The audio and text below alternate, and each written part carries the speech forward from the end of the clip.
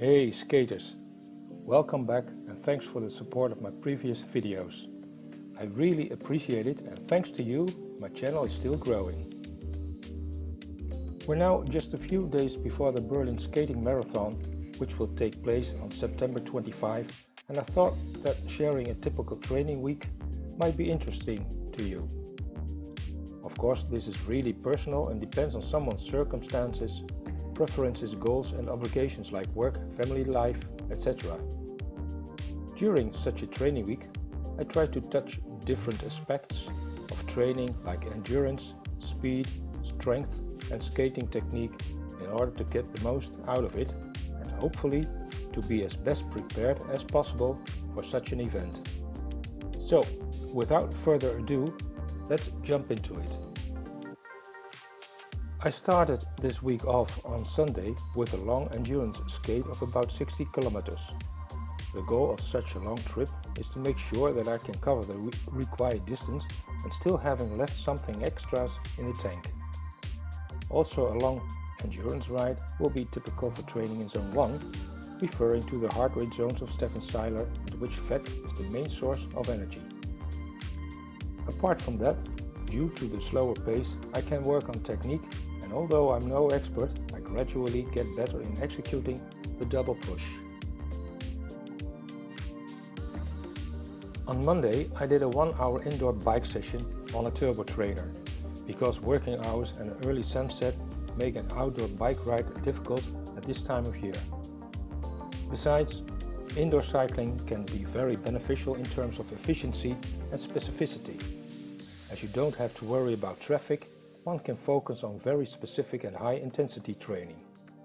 The aim in this session was to raise the anaerobic threshold.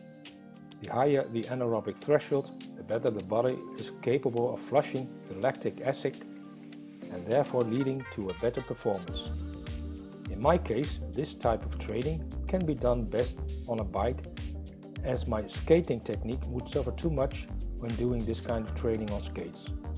Besides, on skates I probably won't reach the necessary heart rate intensity for raising the anaerobic threshold. It's easier to dig much deeper on a bike. During such a training, I spent most of the time in heart rate zone 3.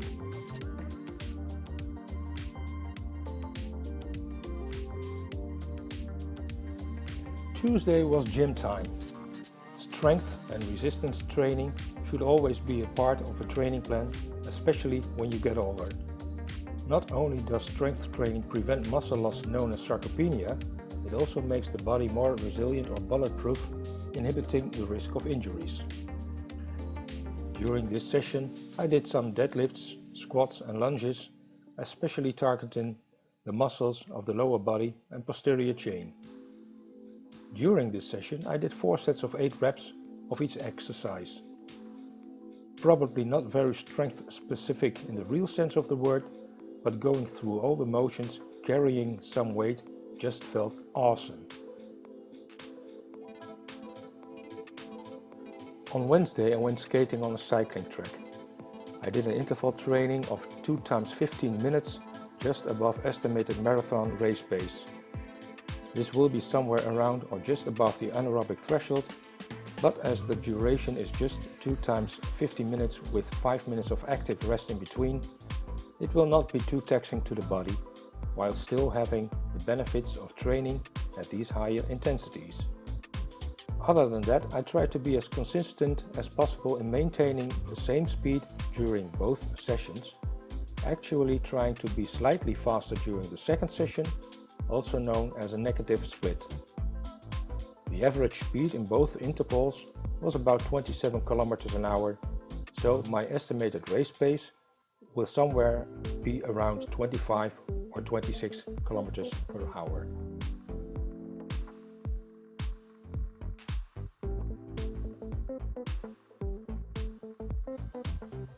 On Thursday, I plan to do some active recovery. The purpose of active recovery is to increase blood flow to the muscles, speeding up recovery during low-intensity exercises.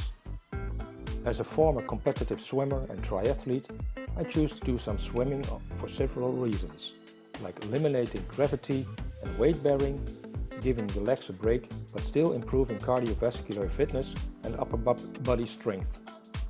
It also works the core, and it is perfect for improving joint mobility of different joints like hips, shoulders, back, etc., which are usually in a flexed position during skating or as a result of our sedentary lifestyle. I consider it to be one of the best examples of cross-training of any endurance sports.